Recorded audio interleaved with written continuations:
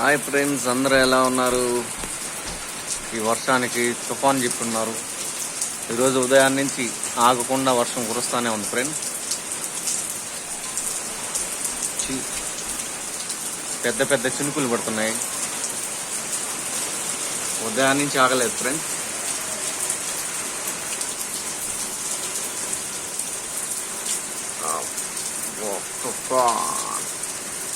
తుఫాన్ ప్రభావం అయితే ఇట్లా ఎలాగానే ఉంటుంది.